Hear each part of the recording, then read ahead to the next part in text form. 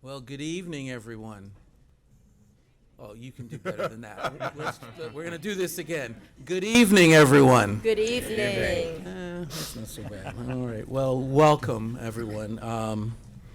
It's really a pleasure for all of you who've joined us here in person, and especially for those online. Welcome. My name is Dennis Mitchell, and I am the interim provost and executive vice president at Columbia University. I use he and him pronouns. I want to welcome you to today's discussion, our Awakening Our Democracy, What's at Stake in These Polarized Times. I would also like to thank our co-sponsors, the School of Journalism, for their partnership in planning and hosting us in this beautiful space. Thanks, Jelani. Today's event is part of a dialogue across difference, which is a component of President Shafiq's Values in Action initiative. The initiative is designed to foster a resilient and inclusive community of learners and to engage with diverse perspectives and navigate challenging conversations. I'm hopeful that tonight, with a shared commitment to mutual understanding and respect, we can model the deep listening and exchange of ideas we're striving to uphold. Our Awakening Our Democracy series is Columbia's conversation series on disparities and justice issues at the forefront of the university's and the nation's consciousness. Especially in an election year, it's so important that we have the opportunity to engage with thought leaders, advocates, journalists, and scholars. The need for civic dialogue has never been greater. We know there's a direct connection between our ability to engage in civil discourse and the health of our democracy. Many have noted that the polarized nature of our discourse across the country, including on our own campus, but this isn't a conversation specifically about our campus. Tonight, we are here to tackle a much bigger question. What does all of this have to do with this country's democracy? Tonight, our panel of experts will explore how the often binary conversations around current events inform our understanding of our democracy, the elements that prevent us from coming together for civil discourse, and where do we go from here? So, without further ado, I'd like to begin our introductions for the evening. We are fortunate to have an esteemed group of scholars for today's event, which will be moderated discussion followed by a Q&A session. We will invite questions from students in the audience. Please note, we only have time to share some of our panelists' incredible accomplishments, so I strongly encourage you to Google them as you learn more about each and every one of them online. Our moderator today is Maria Hinojosa, the Pulitzer Prize-winning founder of Futuro Media. Futuro Media is an independent nonprofit newsroom based right here in Harlem, New York City, with the mission to produce multi-platform, community-based journalism that respects and celebrates the culture of richness of the American experience. She has informed millions about the changing cultural, political landscape in America and abroad as the anchor and executive producer of the Peabody Award-winning show Latino USA. Maria is also the co-host of Future Media's award-winning political podcast, In the Thick. And most recently, her Pulitzer Prize-winning podcast, Suave. Maria has won 4 Emmys, the John Chancellor Award, 2 Robert F. Kennedy Awards, and the Overseas Press Club Edward R. Murrow Award. She is a distinguished journalist in residence at Barnard College, and these days her focus is deep accountability investigative journalism. We are so honored to have her moderating this evening's panel discussion. Thank you, Maria. And our panelists today include Dean Jelani Cobb, who joined Columbia University Journalism School, the faculty, in 2016 and became the dean in 2022. He's been a staff writer at The New Yorker since 2015. He received a Peabody Award for his 2020 PBS Frontline film, Whose Vote Counts, and was a finalist for the Pulitzer Prize in Commentary in 2018. He also has been a political analyst for MSNBC since 2019. Dean Cobb currently serves on the board of directors of the American Journalism Project and was elected to the American Academy of Arts and Sciences in 2023. Thank you, Jelani. Next, we have Dr. Jonathan Friedman, who is the director of the Free Expression and Education programs at Penn America. He oversees research, advocacy, and education related to academic freedom, educational gag orders, book bans, and general free expression in schools, colleges, and universities. An interdisciplinary scholar by training, Dr. Friedman has served as lead author on several of Penn America's reports. He regularly provides commentary for news media about educational censorship and has published op-eds for CNN, The Washington Post, The Hill, The Daily Beast, New Yorker Daily News, and Inside Higher Education. Thank you, Jonathan. We also have Professor May Nye, who is the Lung Family Professor of Asian American Studies and Professor of History here at Columbia University. She is a U.S. legal and political historian interested in the histories of immigration, citizenship, and nationalism. She has written several award-winning books, most recently, The Chinese Question, which won the Bancroft Prize. She has written on immigration history and policy for the Washington Post, the New York Times, the Los Angeles Times, the Atlantic, The Nation, and Dissent. Thank you, May. Next, we have Professor Bruce Usher, who teaches courses on climate change, finance, and business, and is a recipient of the Singvai Prize for Scholarship in the Classroom, the Lear Award, and the Dean's Award for Teaching Excellence. Professor Usher is also on the Columbia Climate School faculty. In 2016, Professor Usher established the Columbia University Scholarship for displaced students, providing an opportunity for refugees to complete their higher education. Professor Usher is an active investor and advisor to the entrepreneurial ventures focused on climate change and clean energy, and is chair of the Tamer Fund for Social Ventures. Thank you, Bruce. And finally, we have Dr. Courtney Cogburn, an associate professor at Columbia University's School of Social Work. Dr. Cogburn employs a transdisciplinary research strategy to improve the characterization and measurement of racism, and to examine the role of racism in the production of racial inequities in health. Her work also explores the potential of media and technology in eradicating racism. She is the lead creator of 1000 Cut Journey, which premiered at the 2018 Tribeca Film Festival. In addition to our esteemed panelists, we are honored to have President Manoush Shafiq and President Laura Rosenberry from Barnard College joining us in the audience this evening. Again, Columbia stands firm on our commitment to fostering a vibrant and welcoming home to open debate and exchange. We have many perspectives up on this dais this evening, and I'm sure we're all eager to hear what our panelists have to say. So Maria, it's my pleasure to turn it over to you. Thank you. Thank you, thank you, thank you. Yeah, thank you. So I wasn't planning on standing up, but then I figured you all really wanted to see the outfit. Nice. They're all like, what is happening? Just trying to lighten the mood a little bit, because it's going to be an interesting conversation. So the first question, and then I have some opening remarks. So the first question, and they don't know what the first question is, but we actually are using this from our political podcast, In the Thick, which is actually a temperature check. So it's not a long, big answer. It's just like, so how you doing? We're going to start with you, Courtney. What's your temperature check today, right now? How you doing? Doing fine. Contemplative. Can you get the mic close to you? Contemplative, is how I would describe Okay, how contemplative. Okay. Bruce, how you doing? What's your temperature check? I'm thrilled to be here. I'm really looking forward to the questions from the audience and from hearing from the fellow panelists. Really, really excited. Dean? I'm. You didn't go in order. No, I'm trying to confuse everybody.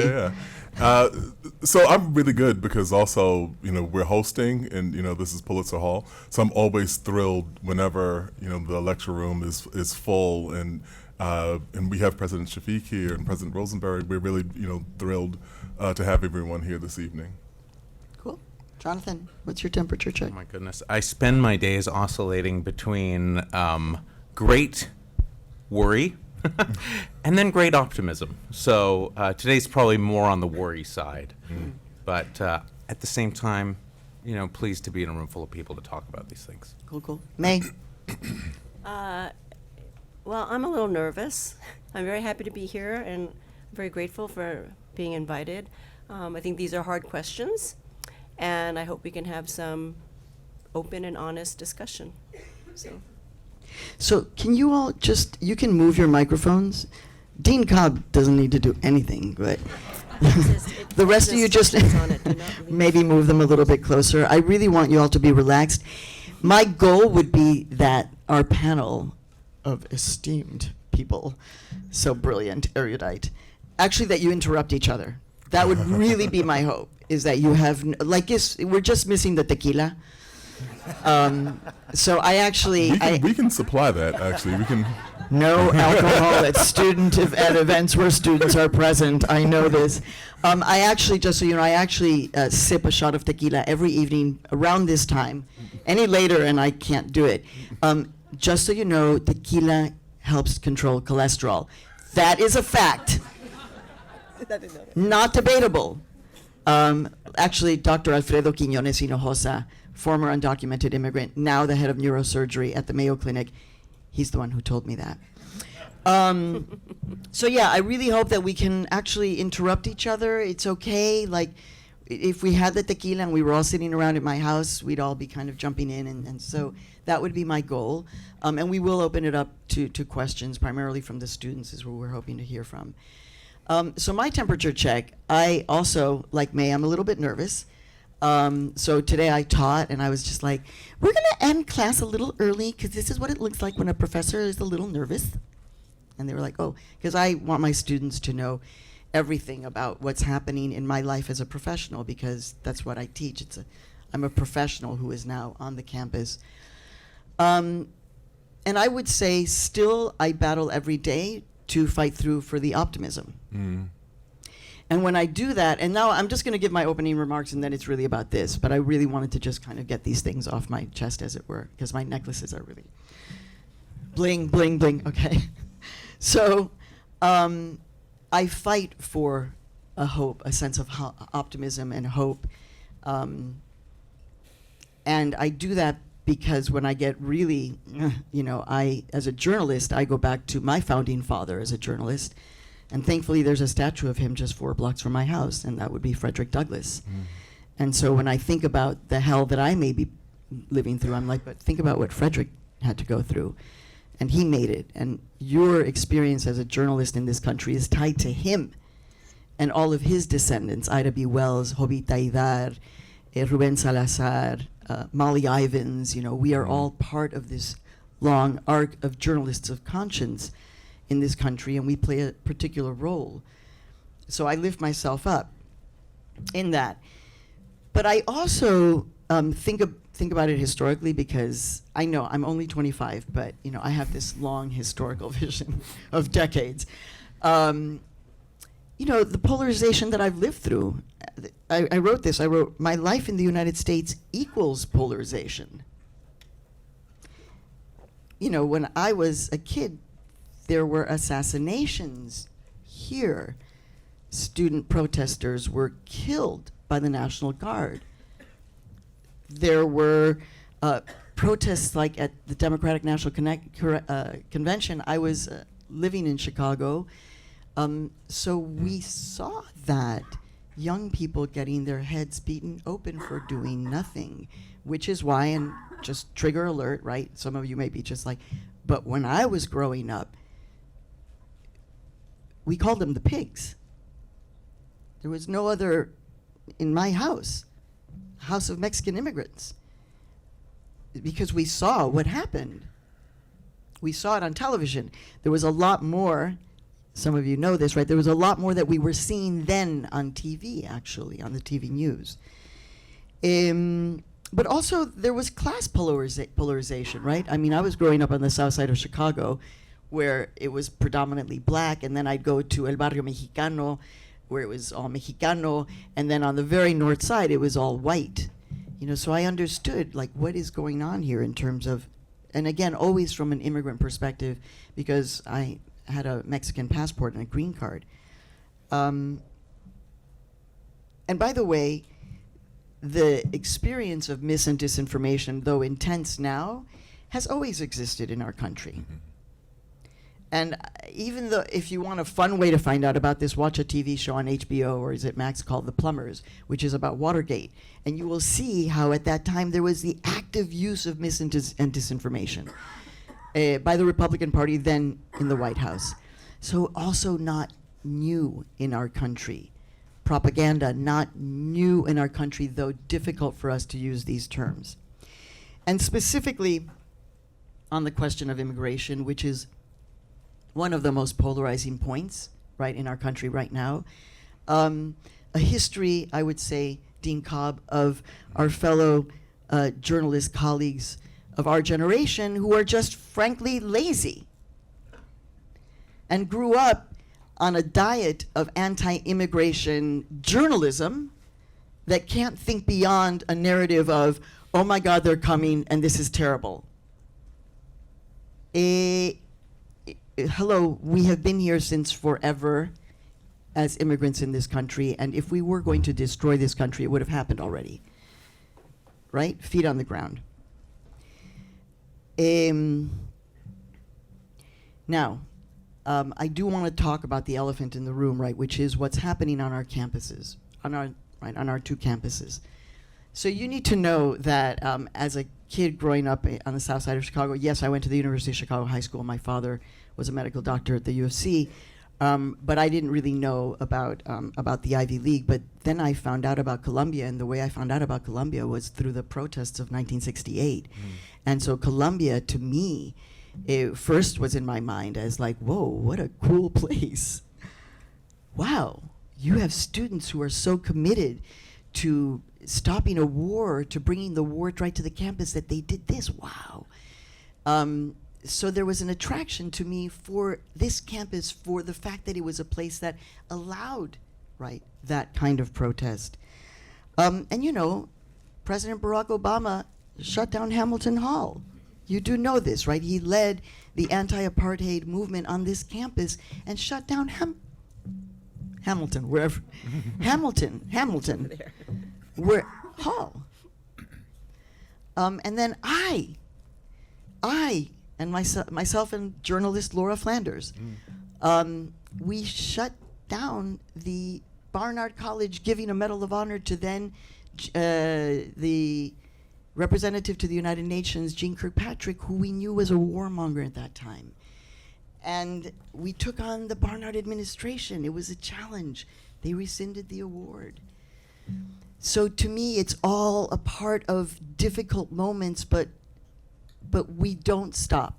I'm about to stop, though. Finally, I don't stop in the dialogue. I work out in a gym in Connecticut where we have a cottage this big, okay, this big, but I work out in a gym with women who are all avid, deep Trump supporters. And so I learn in these moments. Her t-shirt last week said, wokeness equals weakness. In the class that she's teaching me, she knows exactly who I am. I'm like, okay. But we talk. We talk. Not every day, not every workout. So it can't happen all the time, but we dialogue. So, Jelani, the notion of polarization is kind of a huge one. I want your immediate take on just like, well, how do we even approach polarization, which is this huge? And by the way, again, if any of you want to jump in, go ahead. But Jelani, polarization? Mm-hmm. So, you know, first I want to thank you. I'm always, thrilled to have you in the building. Once upon a time, I lived around the corner from Futuro Media, and I would pop in. I would show up on the podcast. It was like, our neighbor Jelani is coming, and I miss those days. But I'll also preface by saying that the conversations that we're engaged in here in the journalism school are consistently about how our students, how our graduates operate in the context of a world in which people very often do not believe what we're saying, and their willingness to believe is related to where they are on the ideological spectrum. And a phenomenon I've come to deem a la carte reality. You can accept the things that you like and not have these parts. We're trying to navigate a world in which we are giving people information, very often information that they do not want to have, or information that challenges their beliefs, or information that makes them feel insecure about their place in the world, and so on.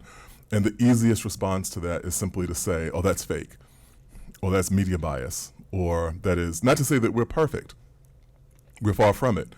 But that is the way that polarization shows up most commonly in our experience.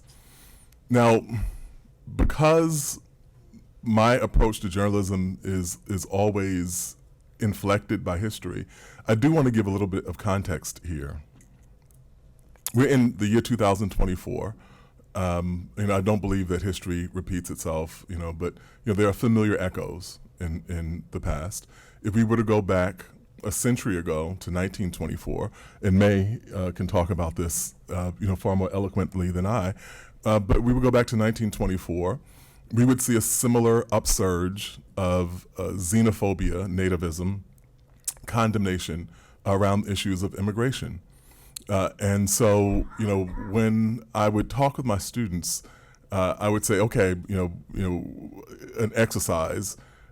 Today we're going to talk about a religious community that has been accused of supporting terrorism, having aid and sympathy to the United States enemies, and members of whom have been deported because of their believed sympathies with antagonistic forces.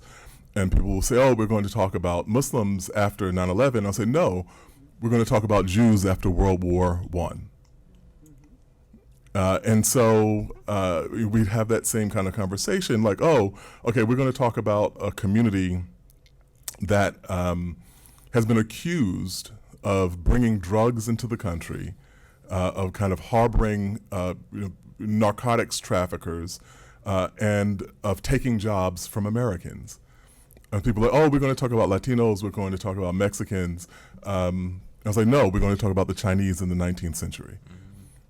And so we can see those kinds of echoes. We also see the kinds of dynamics that have roiled, not coincidentally, as we have seen in the last election, presidential election in 2020, these huge issues around immigration, also around voter access. If you listen to kind of what civil rights communities were talking about, access to the ballot, access to the vote, and these were kind of huge issues. If you were to go back a century ago, you saw that same sort of thing. It was the desire to make sure that African Americans did not have access to the ballot, and the concern about the numbers of people who were immigrating into the country and whether it would literally change the complexion of the country. If we would go back to 1796, we could have that same, 1798, we could have that same conversation. And so it's important to recognize that the dynamics, the phenomena that we see is unique, it's particular, it's specific, idiosyncratic, it has all these kinds of elements that are important to understand, but it is not novel.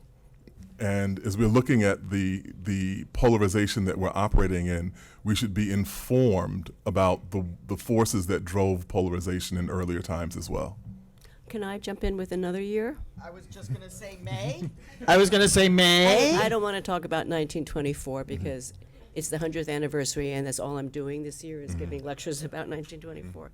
I want to talk about 1994, which was when Newt Gingrich, as Speaker of the House, I believe commenced us on this trajectory of polarization in our modern times. Gingrich had a strategy of zero-sum politics, no compromise, no concessions, confrontation only. And I think you can trace the political polarization of our own time to that moment. And what that did was not only polarize and paralyze the Congress, not as bad as today, but still, but also it was concurrent with moves by conservatives to accrete power through undemocratic means, by which I mean gerrymandering, court stacking, voter suppression, because they knew that their views were deeply unpopular, so they needed to attack democracy in order to accrete power to implement policies that are actually very unpopular. So if you take something like abortion, right, it took a long time for them to get to Dobbs, but if you look at abortion, I think a polarization is not even really the right word. 70% of Americans believe women should have access to abortions. The 23% believe there should be no abortions under any circumstances. That 23% has dictated to the majority of Americans what policies should be. Now, it's more complicated. There's the court and there's states, et cetera, but my point is that deeply unpopular measures have been enacted in this country, and it looks like polarization, but actually I think it's an attack on democracy. I mean, you could say the same thing about issues around immigration. Mm-hmm. Like, Yeah, most Americans people think immigration is okay. I think it's okay. Yeah. Although, Polling, yeah, it's you know, gone down, but Latinos and Latinas are specifically being targeted with mis and disinformation, like on a massive level. But for example, my Connecticut gym buddies were telling me about things that were going on in my little teeny tiny town in Connecticut, where it was like, yo, I think we have to go to the border. I think we got to stock up and drive down to the border because there's an invasion happening. And I'm like, these are people who I'm shopping with. So they are victims of mis and disinformation, which again is not new. And thank you for that historical perspective, which is, it's not new. right. So dialogue is important, but in order to have dialogue, you have to have a democratic structure. Dialogue depends on democracy, and once you have people tearing down on democracy, how can you have a conversation? So I mean, personally, I don't know how everybody else feels. I feel we're beyond polarization. Now we're at election deniers, conspiracy theorists, political violence. You know, this is not a dialogue anymore. This And is and that is going towards? well, I'll say authoritarianism, but I could use the F word also. Fascism. Yeah, I was like, Oh, that one. yeah, I was like, Yeah, you mean right, like- that one. No, the other one too. The other one too. You know, I grew up learning about fascism through reading Mad Magazine, and some of you are like, what is she talking about? Find it. It was a term that was used a lot in Mad Magazine, was fascism, and don't be a bigot, and all these words that were of the moment. And I was learning it through a magazine that was comedy, essentially. Courtney, what's going on as you approach the issue of polarization? And I think it is important to say you grew up in a small town in Oklahoma, that you basically were like, it's my family, it's our town, basically, because it's a very, very small place. And Yeah. so this conversation about polarization, I'm wondering about how you see it, considering where you come from, those roots. I mean, I think the first thing that came up when you first asked the question in the following remarks was this idea of like, is the illusion of polarization and who benefits from that? So just like you're saying, May, like, do we really disagree to the extent that's sort of being forwarded, and who benefits from creating a discourse that's so divided? And I think it's happening now as well. Like, I don't think we disagree as much as we think we do, right? Or as much as we're claiming these sides and we're battling, but I think there's a lot of shared ground. And so for me, and I don't have an answer to this, but sort of the question of who benefits from creating even an illusion that there is a greater divide than there may actually be. So when you think about that, who do you think wins there? People who don't want a democracy. And how do you see those people within the context of our country, right? I mean, that's because they are not going anywhere either. And I think it's the importance of making visible the dynamics that we're talking about and making it plain. I think too often we're in this space of defending a position as opposed to creating the kinds of context that we're talking about tonight around being in conversation, staying critical, sharing information, dealing in facts, not a la carte. Reality is That's a good one, right? Yeah, that's really good. Yeah, You can use it. I'll use it. Yeah. But we'll always say, as Dean Jelani Cobb says. But there's something that's lost when we are stuck in a place of yelling, as opposed to considering. Everything we're talking about is deeply complicated. Some of it's very simple, but some of it's very complicated that requires thought and consideration and different points of view and different sources of knowledge. And if we don't have that space to have those kinds of conversations, I agree with May. Like you lose democracy. Bruce, I was actually going to ask you about fear within the context because so much of this is around fear, but you can jump in and respond to Courtney. I'd like to respond. Actually, what I'd like to do is agree with you. I think we are much less divided than we realize. I think, excuse me, there's a lot more common ground than we recognize. By the way, the mic says, do not lean into mic, but I can't help myself. When I speak, I lean into the mic. So on November 8th, 2016, Donald Trump was elected president. Was it November 8th? Mm-hmm. That came as a surprise to me. Came as a surprise to almost all the faculty I teach with. It came as a surprise to almost all my students. He was surprised too. And so the next day I walked into the office of one of my colleagues, kind of my mentor, wonderful man named Ray Horton at the business school. And I said, we don't know what's going on in this country. Our peers don't know what's going on, and our students, by and large, don't know what's going on in this country. We got to find out. So we started a course. The course is called Bridging the American Divides. We launched in 2017. This is our 7th year teaching it. It's 6 weeks of in-class discussions with the students on divisive topics. We cover the topic of immigration, globalization, the media, and so on. And then we spend 4 days visiting a city in the U.S. Mostly been going to Youngstown, Ohio. It's a very interesting divided city. Sometimes we go to northern Alabama, Decatur, Alabama. And we just meet with people. We just talk. The objective of the course is not to change anybody's mind, least of all our students' minds. We're not trying to prove anybody, convince anything. It's not a debate.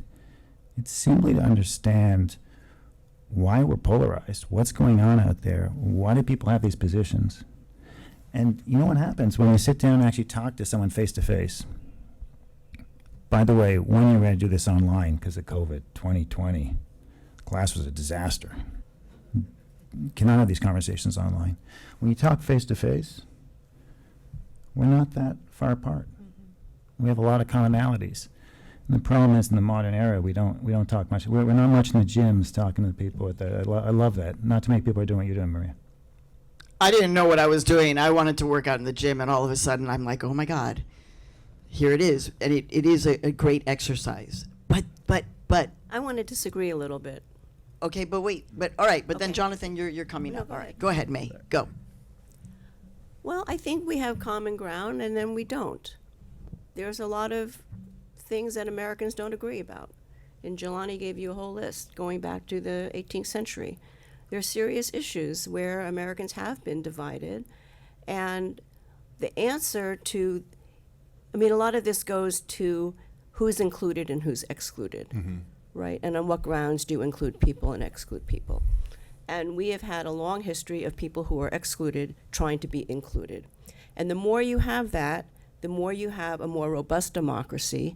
But then people who controlled the situation before that get upset because they're no longer the majority. And I think that's happened across history. It's not, I don't think it's a straight line. It goes up and down and sideways. But if you have a functioning democracy where everybody does have a vote and people are not excluded from the polity, then you have a way to work out differences, right? So we do have differences, but should the minority dictate to the majority? what our policy should be? Should the minority tell people how to run their private lives? You know, there are certain principles involved that I think we agree about in terms of what makes a democracy. So I think there are a lot of issues where we do have common ground, but not everything is that. I think there's also people who have vested interests, histories that they want to protect, and they have to learn to live with the rest of us. I feel that's a lot of what's gone on in this country. And so, you know, I mean, there's, you know, civil rights for people of color does not mean fewer rights for white Right. people. Right, it's not a zero-sum. It's not a zero-sum not a game. So zero-sum. as long as it's posed that way, then we appear to be really polarized. So, but to me, framing it as common ground, I think doesn't maybe go far enough in terms of how do we get to a common ground. Because we have to work through those differences. And sometimes the difference is you're a minority, you lose. Sorry. Jonathan, Such a long history of that, right? You know, there's so many threads here. I think I'll just share a few thoughts that are on my mind in response. But to me, as I reflect on the question of polarization, because there's so much one could say about it, but where I see it playing out is in the dampening of curiosity across political lines. You can think about Absolutely. this. You know, I have the privilege of getting to think and talk with a lot of people who work at and, you know, make their lives on university campuses. And the university campus is the most radical idea, okay, as a concept. But, you know, I think it's that lack of curiosity, whereas people once could understand that they might, you know, I'm Republican and my friend is Democrat and we bowl together. And we, you know, rub each other, you know, we kind of tease each other a little about our political possessions. But, you know, that's my friend who's different from me, and that's okay. I think you see that much less. I think that when I went to college 20 years ago, you could meet a person, you didn't know anything about them. You had to kind of see who they were. It was like an opportunity, and particularly like in diverse communities, diverse campuses, you can meet people and be so curious about their lives and how they came to their positions, and you can negotiate that. And now I think a lot of that, whether it's mediated through social media, where you can quickly see what the person has posted before you decide if they're worth talking to much more, or maybe you aren't even necessarily talking to them that much in person because you are primarily interacting through the media that you know, encourages you to yell at people in short, snappy bursts. So all of that, you know, just pollutes whatever might have existed in terms of the ability to be curious. And I think that curiosity is how we get to that common ground. I do think, you know, some of it exists. And, you know, in my own life, many moments of what I would call, like when I reflect on how I've changed, where I grew, an interesting professor, an interesting teacher, an interesting neighbor, those moments have come through that kind of curiosity and surprise. The person who I met in Brooklyn and was talking to once and was hearing about how he had a 90-year-old grandmother, he was like 50, okay, so it was really shocking, who lived in Santiago, Chile. And, you know, this person looked Latino, I didn't think anything of it, and then a little bit later on I discovered that he was Palestinian, and so was his grandmother in Chile. And it was like this story of global migration that is, you know, not well understood publicly. It's nothing I've ever seen in a movie or read about, something I found out through that curiosity. But I think the other challenge that we face is the way that polarization is corrupting and challenging our institutions like never before, particularly public ones. So what does the public university or public library stand for, or public school? Is it about all ideas and everything is welcome? Or are there a set of things we also very much believe in? Like, I don't know, we have a round earth, we live in a solar system, vaccinations are a good thing. And we are so challenged right now to hold those two ideas at the same time when it does feel like polarization doesn't properly capture my feeling on January 6th, because I know exactly where I was in January 6th. I know exactly what I was thinking as I was watching that news. I was in bed with COVID, okay? And I was watching that, and it was, you know, that moment of, we don't know who, you know, this part of the country we don't know at all. And so on one hand, universities can be such a force in this, but at the same time, it's incredibly difficult to imagine a place like this where at its core we're supposed to completely disagree with each other all the time. None of us has been prepared to be in an environment like that day in, day out. So, Jelani, actually, I know you want to jump in. My question to you, not question, but my comment, because you brought up January 6th, right? Which, yeah. Polarization or attempted coup d'etat, which, as you know, our colleagues had a very hard time saying, right? And Right. I believe we still, until this election is resolved, we still continue to live in a perpetual state of attempted coup d'etat. But our colleagues will not Right. use that term, or, as May says, discuss authoritarianism or fascism because, let's just say, on this case, white supremacy may be uncomfortable to them, but it's not going to cost them in a way that it might cost you or me. Right. Therefore, it's a different way to approach this conversation. But take it away, Dean. Yeah, so I mean, I think that we have to be very real about some things that relate to power.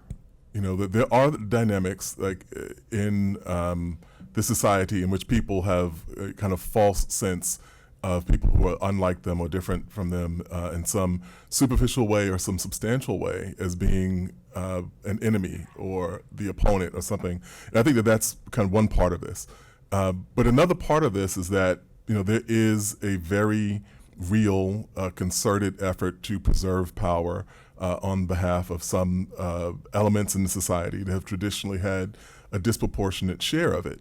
And so on the minority point, about whether people would be dictated to by minorities, it's an interesting thing because it takes me back to that old idea when they say that democracy is two foxes and one rabbit voting on what to have for dinner. But that's actually not democracy.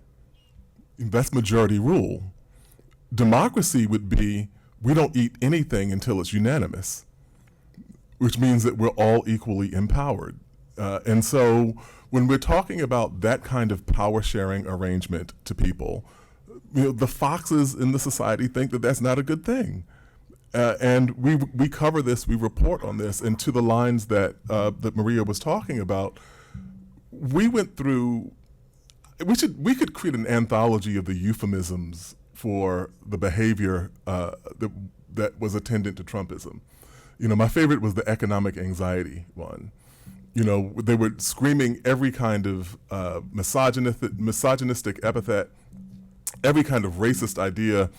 You know, Trump began his campaign by saying that we were being besieged by Mexican rapists, and everybody was like, "This is the economy," in order to get around, you know, talking about this in a very straightforward way.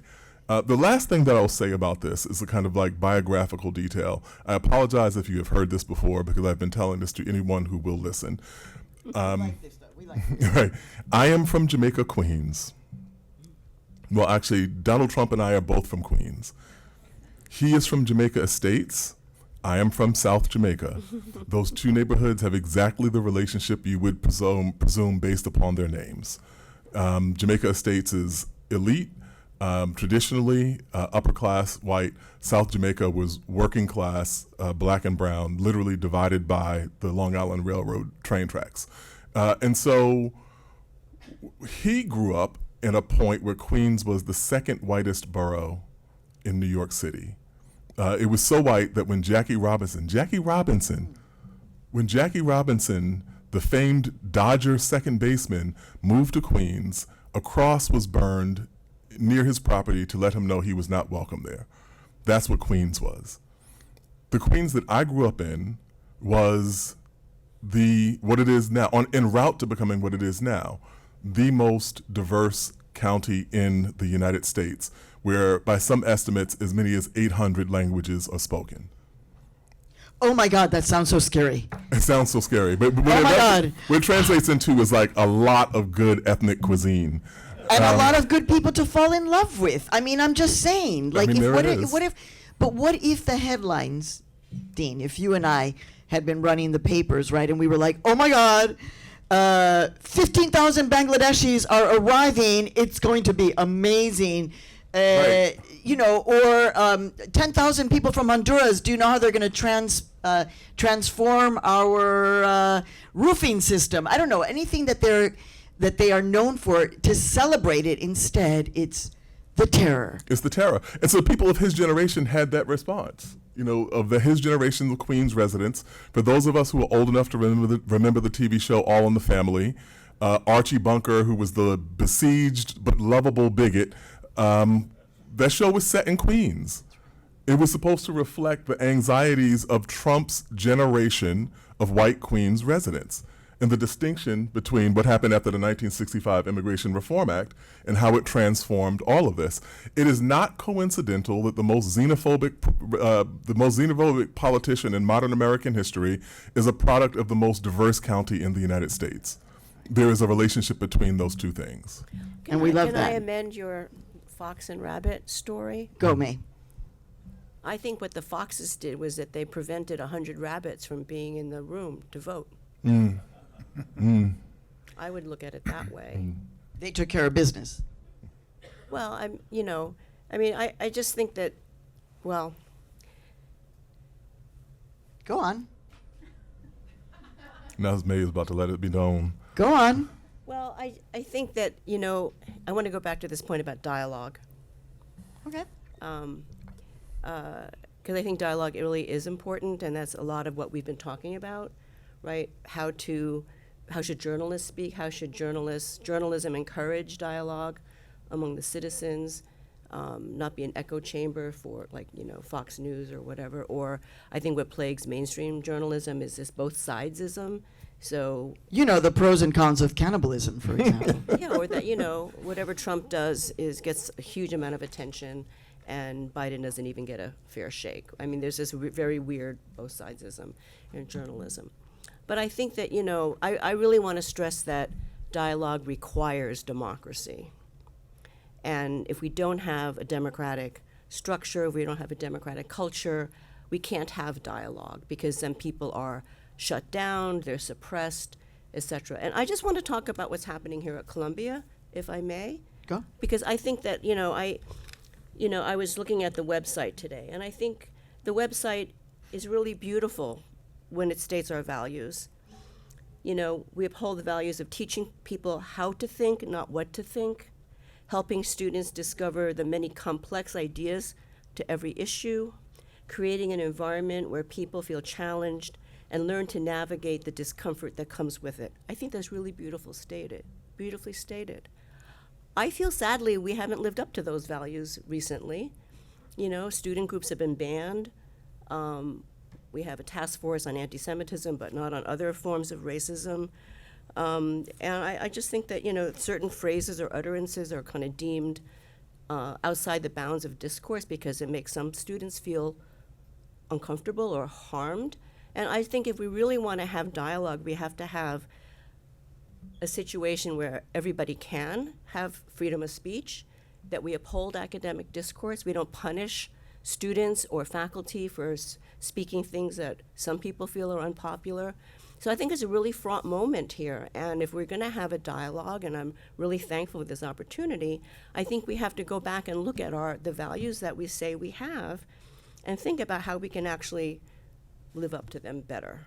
Courtney, I want to hear about your thoughts regarding that specifically, but also the larger question that Dean Cobb was raising, which is, again, essentially fear. And again, I love going back to Oklahoma, right? This just notion of, what that felt like. But you can respond to. Yeah, I mean, I think I agree 100%. And I think fear is what gets in the way of aligning our actions and our values. I think too often we're making decisions based on fear. And I think we also make those decisions, and that misalignment happens when there's a lack of honesty and transparency about what's dictating the choices that we're trying to make. And I don't pretend, right, to understand the difficulties of leading institutions, be it a school or a university, and the kinds of things that have to be calculated and considered when we're making those decisions. But I do think it's important to be transparent as much as we can be about what is informing the choices that we're trying to make. And also to acknowledge the misalignment when it is happening. But I think often we don't do that, and we keep referencing the values, but not where there's a disconnect between. So what would you say? What would I say about what? In answer to their question, how did you pose it? What are the ways in which we are approaching this discourse and not being able to name those things? What would you call what we are living through then right now? I'm not sure how to answer that. I mean, as a professor, how are you in having this conversation with your students, for example, encouraging them to look beyond fear or to be able to engage in dialogue? Or what May said, which I haven't encountered, May, so that's interesting. I haven't encountered students who, I mean, maybe it's because I teach a class on writing through trauma, or specifically owning your personal narrative, so I haven't had that. But You can't just say disregard your fear, right? And in the classroom, when I'm having these conversations with my students, it's starting from a place of we have had these kinds of conversations with each other before. So when something is escalated, right, in the heat of a moment, we have an established way of speaking with each other about difficult things. We have an existing relationship. There's a degree of trust. You can't just ask people to put their fear to the side and have these kinds of conversations. There has to be some sort of human connection that's also there to support that we can make it to the other side of this conversation. 100%. And if I don't believe that, if we can't both end up on the other side of this conversation somewhat whole, why would I engage in that type of discourse Bruce. With you? So the experience I learned from teaching this course, this Bridging the American Divide course, is these conversations are really hard to have because you're all trained, we all train you to listen, to respond. We train you to have the best argument, to win the debate, to have the facts on your side, to make a point. And if you want to have these discussions, you cannot listen to respond. You can only listen to understand. And listening to understand is really hard to do. If I say something that you fundamentally disagree with at your root, it's really hard to just sit there and go, let me listen, let me understand what this person's trying to say. Your whole being is going to respond. And that's not a dialogue. That's, well, I think that's where we are today. Muscle. You know, it's something you have to, it's not something that occurs to us. I think it's this idea that we all like are born with that as a sense of something important or a skill, or we arrive on a campus and we're just going to be like open to the world, you know, and that we would never try to practice it, that we would just know it. Nothing else do we assume we're good at without practicing. I think we've lost the idea that when you go to university, you're supposed to be challenged. Mm-hmm. And you're here to learn. And what we want is a robust intellectual environment where people can dig deep into issues, not react to slogans, where fear has a high premium, but do the work, do the research, have the debate. What's the history? What's the context? And, you know, I personally did not like it when the professors all had to give trigger warnings in our classes. I'll just say that. You know, I don't think anybody should say anything offensive, but if you can't read about slavery without having a panic attack, you need help. I mean, it's not that, you know, the answer is not that we don't talk about slavery or sexual violence. If you're that upset you can't sit in a classroom and hear about it or read it in the context of literature or something, or a history, you know, so I think I'm really going out on a limb here. Oh, this is a great turn of our time. Right? I have been dismayed at the fragility our students have and what they demand of us to not talk about certain things. And so you have to deal with fear, but the way you deal with fear is you dig down deep. You have a robust conversation. Nothing should be out of bounds. You know, short of violence against each other, we should be able to talk, to argue. And so I think that's part of what's so upsetting right now, is that there's this climate on campus where you can't be supportive of Palestine without people accusing you of being anti-Semitic. We need to understand the history, what happened in the Middle East. It's a long history. It goes way back before October 7th, which was horrible, of course, but history in the Middle East didn't start on October 7th. We need to teach that history. We need to learn it. And so I think that, you know, it's not about people's feelings. It's about, if you come to university, you should be challenged, and you should want to be challenged, and you should challenge the idea, everything your parents told you. You should question. Everything you learned in high school, you should question. Also, your parents, I love to tell my students, your parents are also terrified all the time, too. Because they don't know what they're doing, even though you think they know what they're doing. So there's a lot of, fear is actually something that is coming up a lot, This right? is where you become an adult. This is where you become an independent-minded person that can think for themselves, figure out problems for themselves, and back up your opinions with argument. Dean. I have one footnote to add to that, because I think in the journalism space, we have to navigate both of those things. We send students out our graduates out to cover war. You know, we have something here called the Dart Center for Journalism and Trauma. I was just, you know, at that's actually still ongoing symposium that the Dart Center is holding on this. And I think the balance is this. If you talk to most journalists after a while, especially if they've done like kind of metro or beat reporting, they have horrific things that they've seen, that they've covered, that they've written about. You know that that is implicit within the job. There's no trigger warning about it. There's no kind of presumption about it. But we've also been poorly served by that. You know, we recognize that in the long run, you know, when people get together and talk about, remember this case, remember this, there's this thing of secondhand trauma. And there is this thing in which the way in which we report a story can further exacerbate the trauma that people are experiencing. And I think that that's useful for us to think about, in the sense that we can't cushion, nor should we, cushion the uncomfortable realities of the world. We should teach the entire history of the Middle East. We should teach the entire history of every kind of contextual conflict we find ourselves in.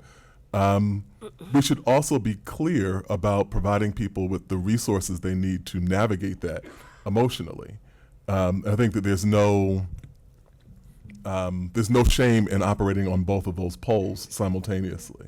So there's also the reality that, I mean, yes, Dean Cobb and we are at the J School, which is actually doing reporting, which is, to me, you combat polarization by talking to everyone all the time about anything, right? Trying to have that mentality.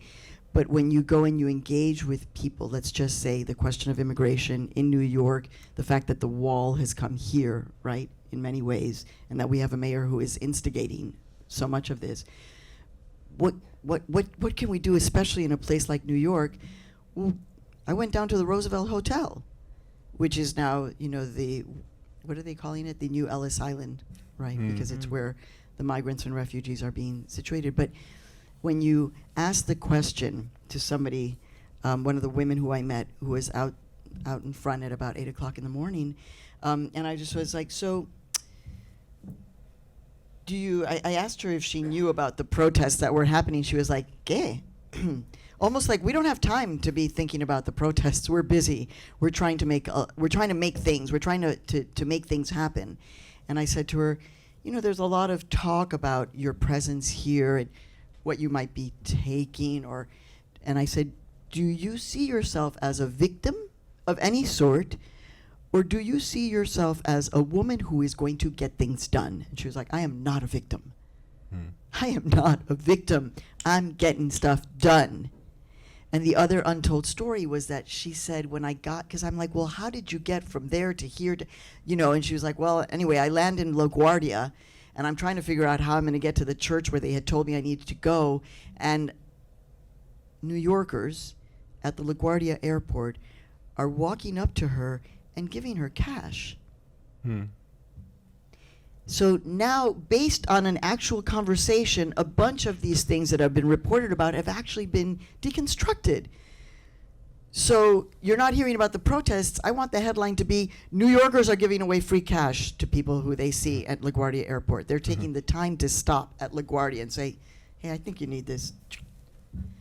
Or what I do, and I talk about this because whenever I feel like I cross a line, I'm always very public. Like when I'm in the subway and I see the indigenous migrants, which is something we're not talking about, right? It is indigenous migration. So everybody who's pro-indigenous, go to 42nd Street and see who is selling the candies. They're all indigenous. Or is the United Nations indigenous organization supporting, et cetera, et cetera. But I'll just give her $20. I'm like, I don't need the candy. Here's $20. Bienvenida. Always add that. Welcome. Bienvenida. No te agüites. Don't give up. It's going to be hard, pero no te agüites. Quédate. So that's also happening in our city at the same time. Jonathan, jump in. Goodness, I had, I walk by one of the areas almost every day where many people are waiting to get federal papers and apply for visas. So you're at 26 Federal Plaza. Yeah, I think near there. that's So just let me interrupt. 26 Federal Plaza, again, if you want to see this whole notion of like, they're coming in and they're quiet and they're secret and they don't want to be known, they don't want. Right now, they're starting to line up in front of 26 Federal Plaza to spend the entire night outside so that they can get into 26 Federal Plaza tomorrow morning at 8 when it opens. huge snaking lines. And they are right there like, hi, I'm here. Hi, come take my information.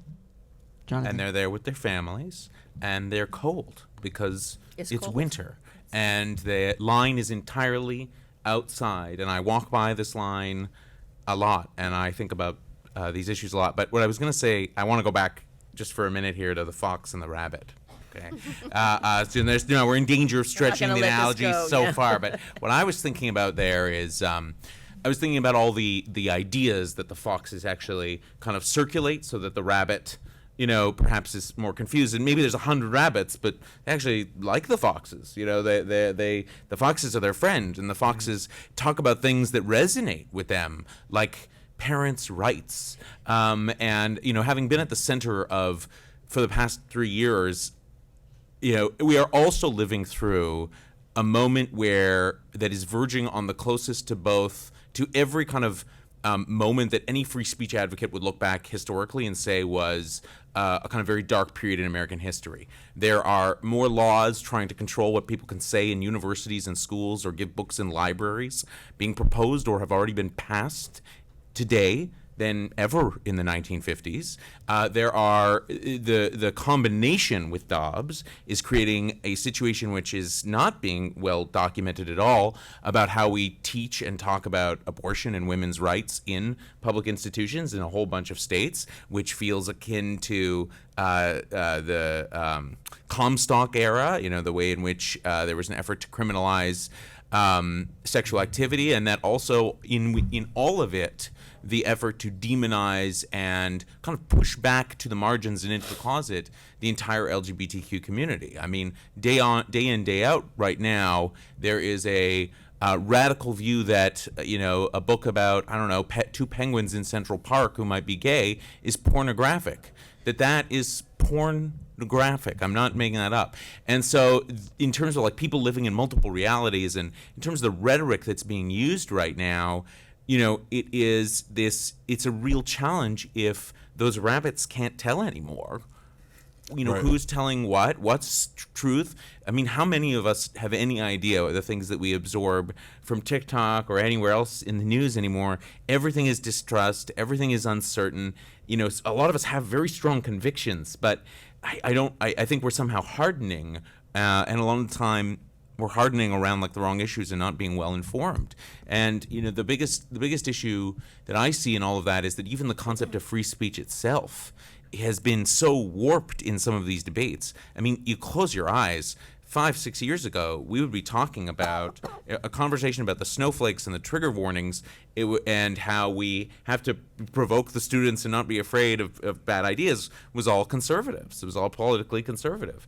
And now that the same ideas have sort of been switched. And if you go to school boards, what people are saying is, we have to protect the kids from the books. The kids are going to read something in a book and then, never come back.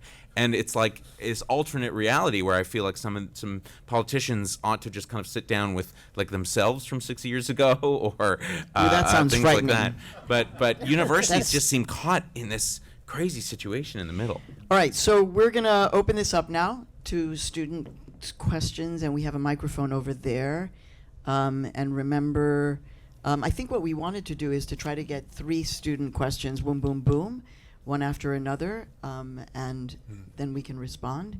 So that means your questions will be succinct, we hope. Okay. Boy. Whew. Phew. There we go. Yes. Just come and stand stand in the line. Those of you, if you want to come to the microphone, just stand up and stand behind this gentleman. Go ahead. Good evening. And if you could just identify yourself, please. Yep, good evening. My name is Fareed. I'm from the School of International and Public Affairs. My question is more to the statement of being coddled at school. We have a case where there are legitimate fears that people are being targeted, that our voices are not being heard, and the university does have a responsibility to make sure that we all feel safe. But then on the other hand, we are a university, right, where ideas should be challenged. How do you get there, knowing that you still want students to feel safe to come to class, but you don't want other students to feel targeted and attacked because these are very personal issues that we're facing today? Thank you very much. Thank you for your question. Next question. And panel, just if there's something that you want to respond to in particular, we'll know in a second. Go ahead. Hi. So my question is, what practical tools would you give us, the students, to combat this misinformation, if it is the right way to say it, this rhetoric or vision of reality that might be incorrect, that these foxes or other people might want to impose upon us? What tools do we have as a student to create and question our minds? And you didn't tell us your name or your... My name is Otniel and I'm from Mexico. Well, what part of Mexico? From Oaxaca, Puerto Escondido. Órale, are you kidding me? Yeah. Bruh. And what No. school are you in? Are you in the From Puerto college? Escondido. I'm in SPS. Okay. No lo puedo creer. I'm just having a moment here. We'll talk later. Yes. A young lady, yes. I'm Madeline. I'm in the Graduate School of Arts and Sciences in the French department. Thank you so much for the talk. One thing I was wondering, as we're talking about the need for civic dialogue and the often binary conversations, I'm wondering what we do about the areas where people are feeling more apathetic or somewhere in the middle where they may not have a strong opinion one way or the other, or they may feel fear to not have a strong opinion. And how do we reject, or I guess kind of reduce that apathy and bring more people into the conversation? Great questions.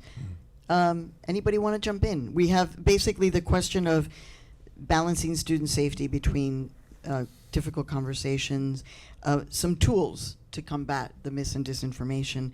Coming from Mexico, Paisano, you should be teaching us, actually. Actually, I did. There was, at the height of the Trump administration, I was like, U.S. journalists need to be talking with Mexican journalists so they can understand what not to do when covering an authoritarian government. Mm-hmm. Right, and one thing you don't do is repeat lies, like what Donald Trump said about Mexicans, which is lies. And then finally, apathetic. Can I say about the first question? Yeah. So I think there's something that has happened, and I can be a little bit critical of. I think this tendency is mostly on the left, mostly seen on the left. But the conflation of having your ideas challenged and feeling safe and unsafe, I think one of the reasons why we conflate those two things so easily is that we have taken to calling everything violence. That if someone disagrees with you, if someone criticizes an idea, anything, this was violent.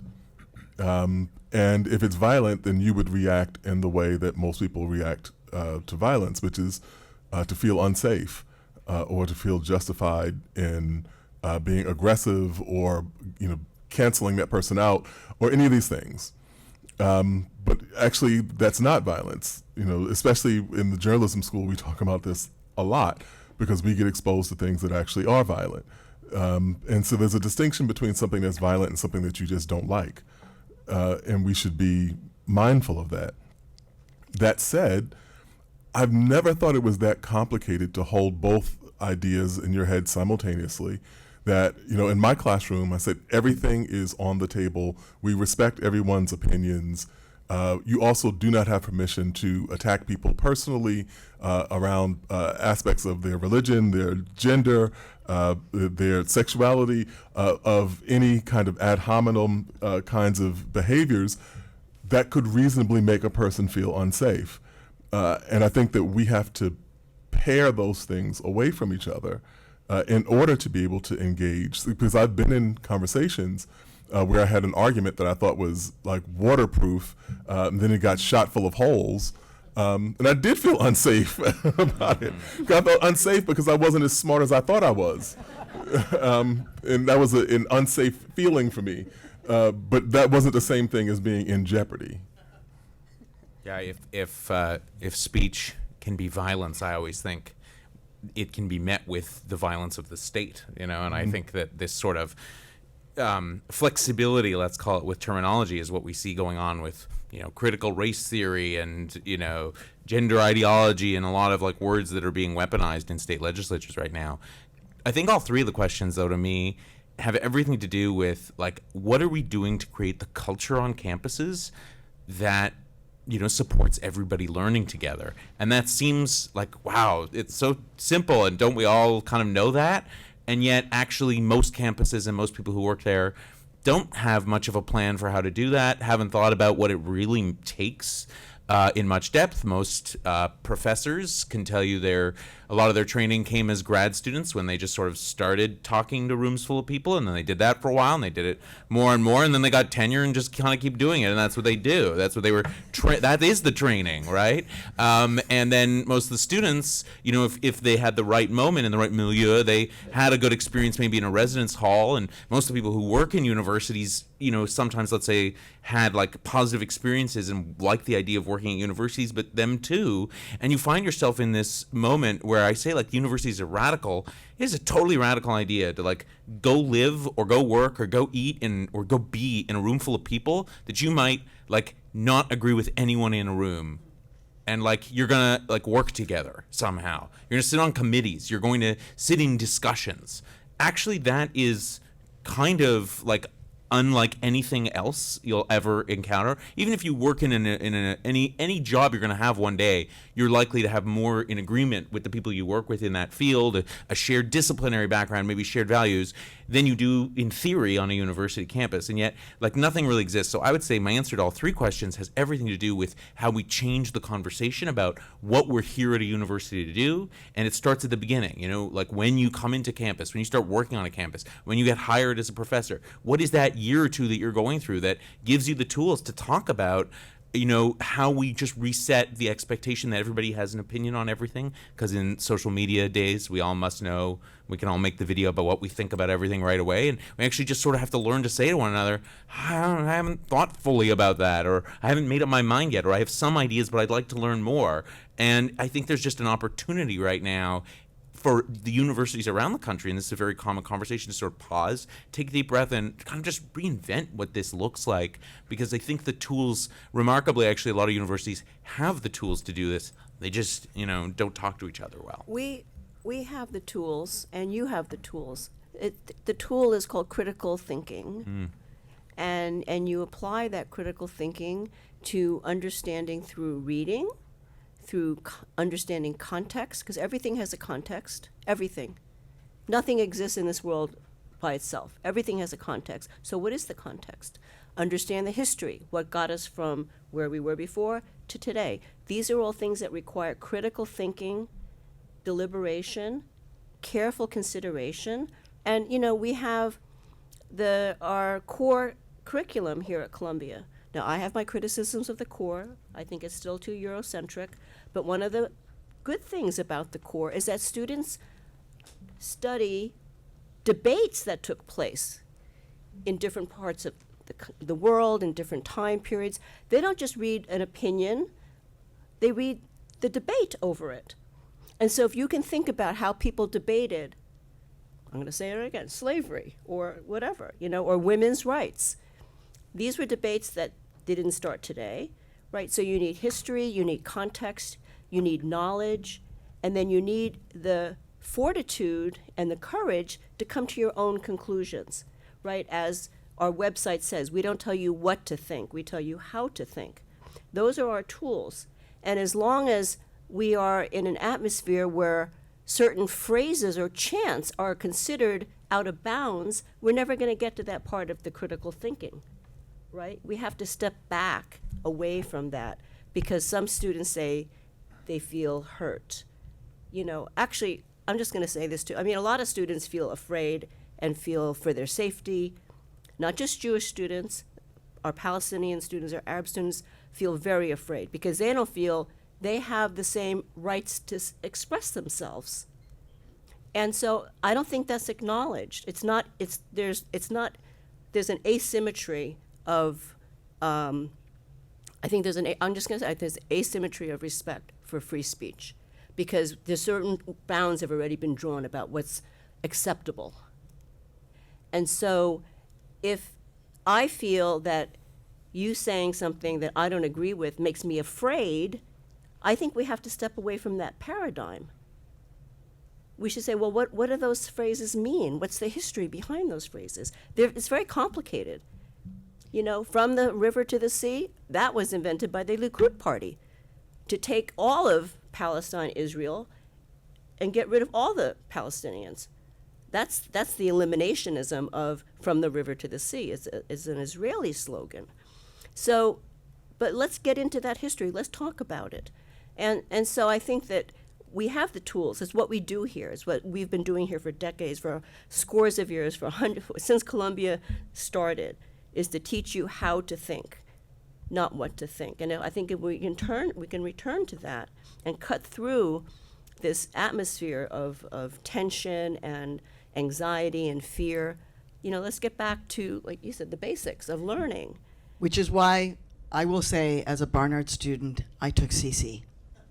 Oh, you did? And They it let you changed my take life. it? And Oh. it changed my life. It actually changed my life in ways that are very profound. The mic is still there, students. So please, yeah, thank you so much. Did anybody else want to finish up, or do you want to move on to the next group of questions? We're okay? All right, we're going to move on to our next group of questions. So My name is ask Mi- your question. Yeah, my name say is your- Michael Filer. While sitting here, I think I've come up with a way to marry the means of civic dialogue with an important end. So I would say the need for civic dialogue has never been greater in the states of Pennsylvania, Wisconsin, Michigan, Georgia, and Arizona.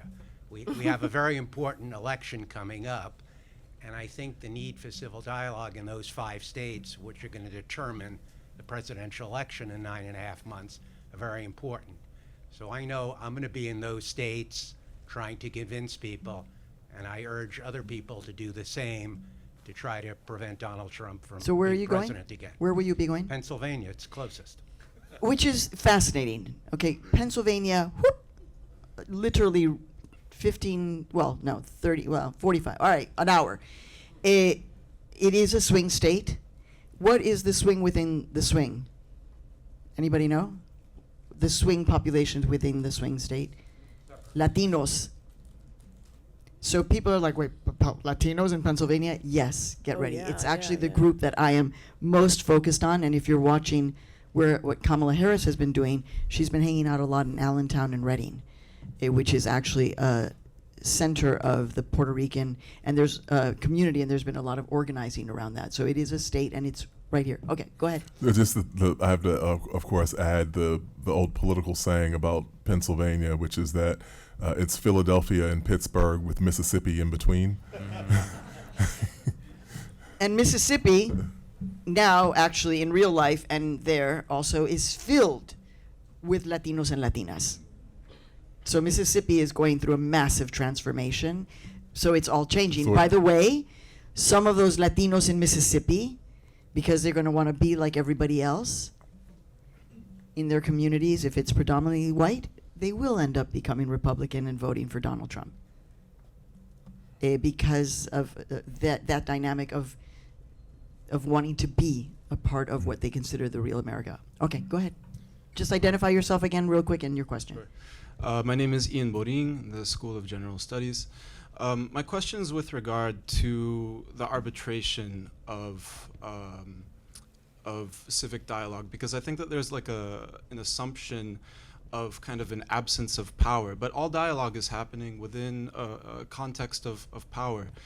And there's this idea from like feminist theory, and also kind of the anthropologist David Graeber wrote an excellent essay about it, where in a chain of command, in any kind of an imbalanced power relationship, there's kind of a tendency for a lopsided imagination to happen, where the people in positions of power just are not compelled to, with sincerity, consider the point of view and the reality of the people over whom power is exercised. So Noam Chomsky has a kind of version of that, which he says, speaking truth to power is greatly overrated. Is that power is already aware of the truth? How else could they so effectively obscure it? Damn, Chomsky. But, that obviates the idea that speaking truth to power is the only truth that you're speaking. Because what winds up really being powerful is speaking truth to your peers, the lateral relationships. And so when we think about, one of the things, my good friend Adam Serrer at The Atlantic points this out, consistently, is that when we think about authoritarians, for instance, and when political theorists and political scientists talk about totalitarianism, one of the things that happened after the demise of the Soviet Union was that people began to think that the term totalitarian was useless because no one can exercise total power, that even authoritarians have politics. They have authoritarian politics, but there's still forces and countervailing forces that they have to be aware of. And so in the United States, if we're going back to the slavery example, slavery was not supposed to end. And then, what happened over the course of the 19th century that pushed American politics to the impasse where there was a war that led to, abolition, or any of the other kind of social reforms that we've seen involved comparatively powerless people who, through a process that began with dialogue among themselves, forced people who, in theory, had infinitely more power than them to recognize their aims and ambitions. And so power is crucial to that dialogue, but the power doesn't only exist with the people who are putatively at the top of the hierarchy. Damn, that was hot. All right, so we have like 4 minutes left, and I see 1, 2, 3, 4, 5 students. So students, would you mind just saying your question really quickly, and maybe we can get some final comments from everybody, because we do want to hear from you. Thanks for the panel. My name is Sabah Osmani. I'm a PhD student in the Climate and Health program here. So talking about kind of the war against kind of facts or concerted anti-fact campaign is often seen analogous to anti-science. So our profession is absolutely necessary, but it's in a sort of crisis. And so how can scientists or scientists in training really do to communicate in these times, especially when it comes to important issues like climate change? I'd love to get your thoughts on it. Great question. All right, next question, go ahead. My question's kind of similar in nature, but in a different take, in that when one tries to be an activist and tries to advocate for a cause, there's a necessary presentation of ideas and facts that support a certain particular worldview that your activism is being driven by.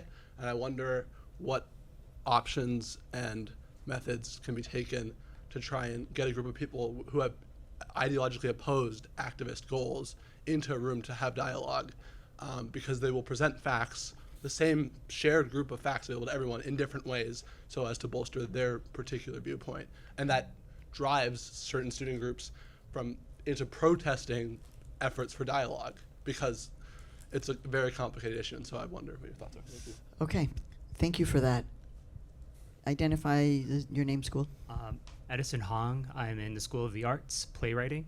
My question is about when we're talking about universities and their role in society at large, there is this vilification process that's going on of universities. And so what can we do to combat this so that we can take the role that we should be having in society? Correct, thank you.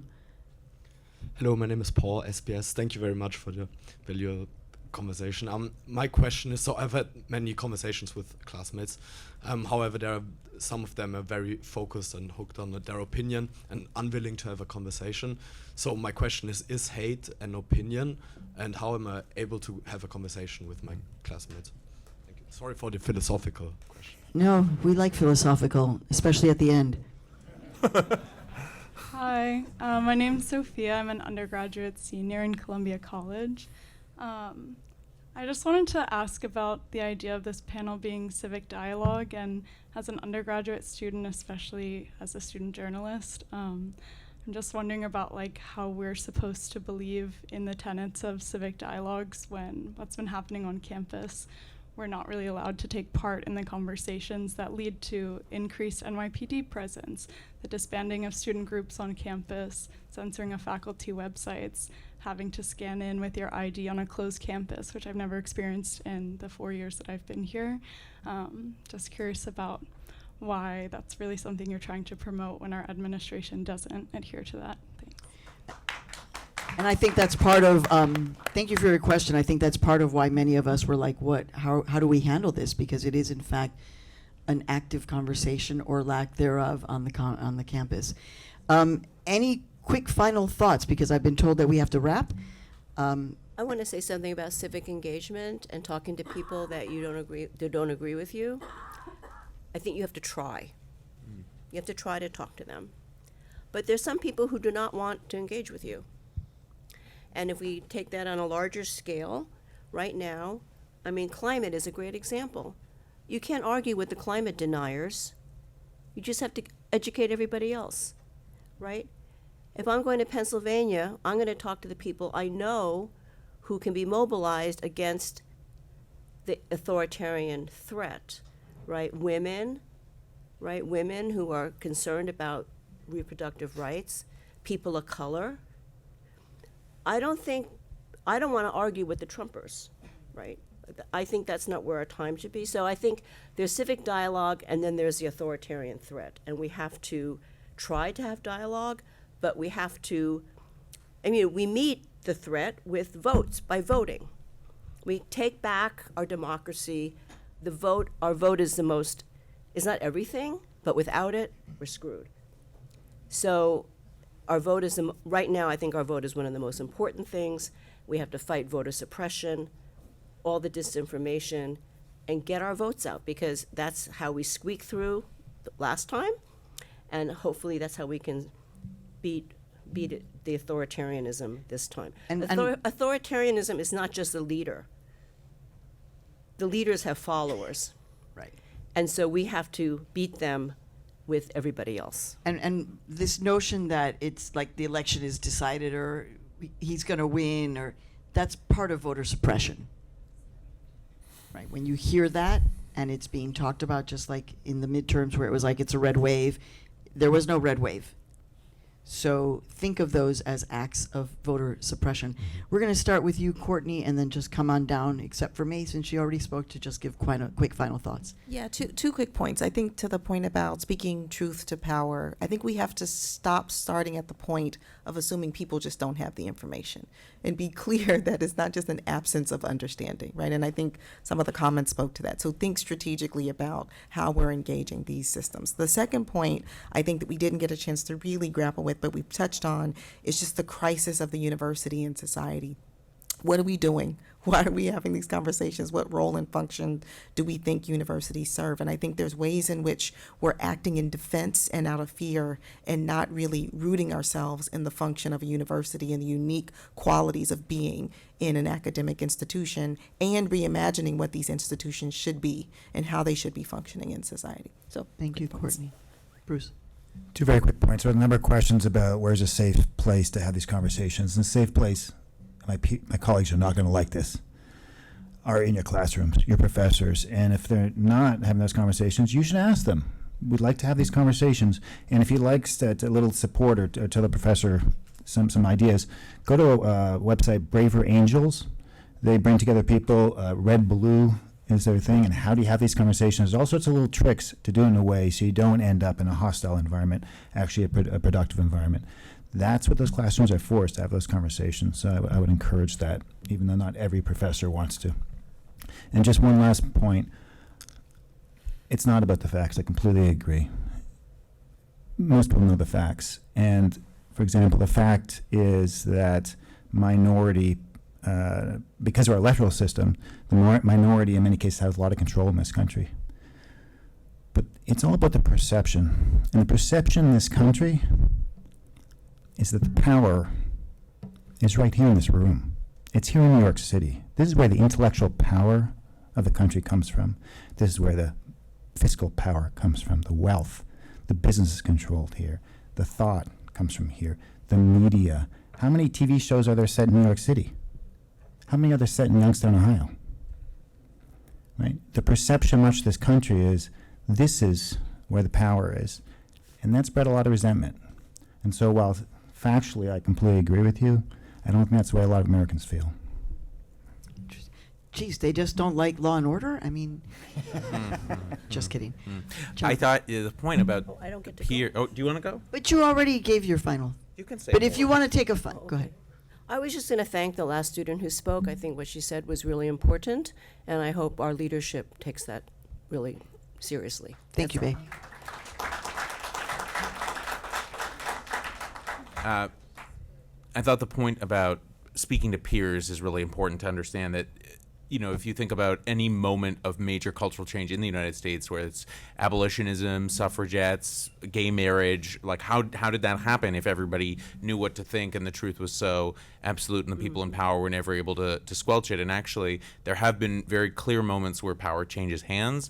I think the biggest mistake that any of us and or our institutions can make in these moments is thinking that the answer to this is to encroach upon the freedom to speak, the freedom to create, the freedom to imagine, and the idea that there are, you know, words or things that cannot be performed or can't be said is, you know, just a detriment to, totally antithetical to the notion of the university itself. Absolutely. And it will be an undermining of those very efforts to speak to peers in provocative ways. The most illustrative concept that I have to offer when I think about these things is not only that we have to start our conversations with other people from a place of empathy, that kind of curiosity that I spoke about. You know, why do you think that? Where did you learn that? Why do you have that rigid belief? But also I talk about how professors can, and universities in general, really lean into, I think, a notion of open and respectful exchange. It's not one or the other, it's kind of both. That is how you, I think, have that space where someone can say, I don't know what I believe about this yet, or I'm, you know, willing to hear you out on this issue, but, you know, again, maybe you can't speak to hate, but can you ask someone to be respectful? Can you explain to them where they're crossing the line?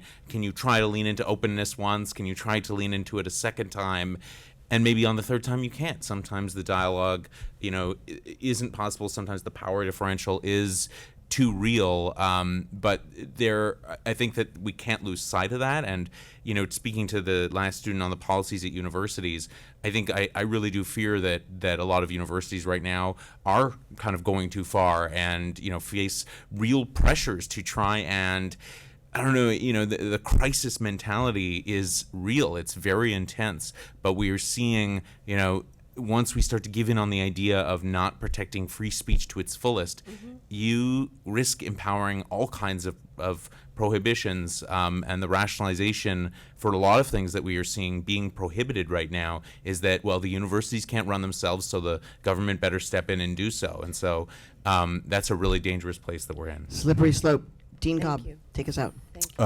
So I want to thank everyone for coming out tonight, and I want to thank everyone for participating in dialogue, you know, the very thing that we're talking about.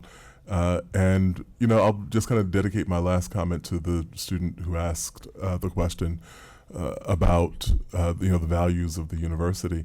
You know, whenever I say, I get any question about what happens at a university, I will always tell students that the institution exists primarily for you, and that, you know, if you believe that we have fallen short in expressing the values that should be central, then I believe that you should articulate that in the same way that you did, you know, because fundamentally as a school of journalism, we have to believe in freedom of expression in order to be able to do our work. And, you know, we have to believe in academic freedom in order to be able to do our work here. And one minor point that I'll add to that is that being privy, I think I'm not speaking out of turn, being privy to some of the dynamics afoot here, you know, having to swipe in, you know, to get onto the campus, or kind of being concerned about the gates being closed. I understand how that looks and I understand how that appears. I will also say that we have been navigating circumstances in which there are very real dangers. And we don't know, like something happens and there's no, no injuries, no harm or anything like that. That doesn't mean that, there wouldn't have been if we had adopted another practice. The unfortunate reality is that very often one of the impediments we didn't talk about here is that, even as pitched and heated as conflict and debate can be on the campus, the most volatile elements are usually not associated with the campus. They're people who come from other places with the intention. I think even if we have a kind of common regard for Columbia, there are people who don't, and they intend not to further any kind of dialogue, but they intend to kind of sow chaos. And so trying to navigate the space in which you preserve your values and you also navigate those kind of complexities is important. And the last thing that I'll say is as you exit, please take note of the images that are posted on the wall in the lobby, which our students in the journalism school created the memorial for the now more than 80 journalists who have died in Gaza, 7 of whom died in Israel, but 96 or so % of the journalists who've died have died in Gaza, attempting to cover that story, attempting to tell the world, what they see, what they hear, what is happening around them. And if we ever have any question about the import of protecting and defending freedom of speech and academic freedom, then we should look at those faces as we're on the way out and recognize that these are people who literally gave their lives in order to protect that principle. Thank you. Thank you. I'm so glad that you brought that up, Dean Cobb, because it is for us as journalists and where we are in the School of Journalism. So I'm going to tell you a quick journalistic story, and I'm going to send you off. So sit down. Bueno, te fuiste. Okay, goodbye. Adios. The rest of you sit down. So it goes to the dialogue and the curiosity question, right? So whenever I'm in a car, especially in an election year, I'm talking politics with whoever's driving the car. So it was, I guess, maybe a year into the Trump presidency, maybe 2, no me acuerdo. I was in a car in Chicago on my way to the airport, very early in the morning. I didn't really want to start talking politics, but it's my job. And I knew that Trump was going to win, by the way, because of this. So everybody was like, she's crazy. And I was like, nope, he's going to win. So it wasn't a surprise to me. But anyway, so I'm talking to this guy, and I'm like, so, Trump, what do you think? And he's like, oh, my God, he's such a nice guy. About Donald Trump. Such a nice guy. And I was like, oh, okay. Well, that's totally crazy, but I didn't say so. I just said, so tell me more. Tell me more about why you're feeling this, why you're thinking. So the whole conversation on the way to the airport was me being a journalist and just listening and listening. When we got to the airport, I said, I just want you to know, because he was also very religious. I said, so you talked about Jesus Christ and blessing me, but I want you to know that because of Donald Trump, if Mary and Joseph were at the border, she pregnant with Jesus Christ, Donald Trump would say, you're staying on that cement. There. You're not coming in. And you're Mexican too, so you cannot be let in. And so I said to him, the driver, I was like, and so you need to know, like, I'm a Mexican immigrant journalist woman, and so the way I feel about this president is that I am exactly all of the things that he hates, and I'm also flat-chested. There was a joke there. You can laugh. Always trying to lighten the mood. And I explained to him how this was really hard for me, because I'm like, as a Mexican journalist, what he is representing is actually a real challenge to me. We walked out of the car, he was lifting up the thing, and he said, you know what, I learned so much from you just now. Can I give you a hug? To which I said, of course. And so there we are, hugging at the airport. Now, I'm not sure I'm hugging my gym trainer, right? We go at it, though, but she's prepared to dialogue. You know, she is. But the point is, and this is what I stress to my students, please don't give up. You may not be able to do it every day. You may not be able to bring the energy of every moment. Every day we need to take care of ourselves, walk in nature, you know, etc. I meditate all the time. But we do. This is the essence of democracy, and I'm a democracy junkie because I had to raise my right hand in order to become an American citizen, and I had to say that I would bear arms. I don't like guns. I would say I had to say and swear I would bear arms to defend this country. So I take democracy really seriously, and while the vote is not going to solve it all, it is at least the one thing we do know, and also, to bring it back full circle, when I was a little girl and we didn't have, we only had green cards, we couldn't vote, but my mom took me to street protest for black rights, for civil rights. And so I understood that democracy is the vote, but it's also democracy on the street. It is that, and it is both are active parts of our society. And both, I hope we never give up. And I really want to thank everybody in the audience for coming out and being so in tune with what's happening here. It's not easy, but honestly, you guys, I hate to say you guys, honestly, you all did really, really wonderfully. And to my panel, just thank you so much for shedding such brilliance on a really complicated topic. Good night, everybody. It's cold out there, so stay warm.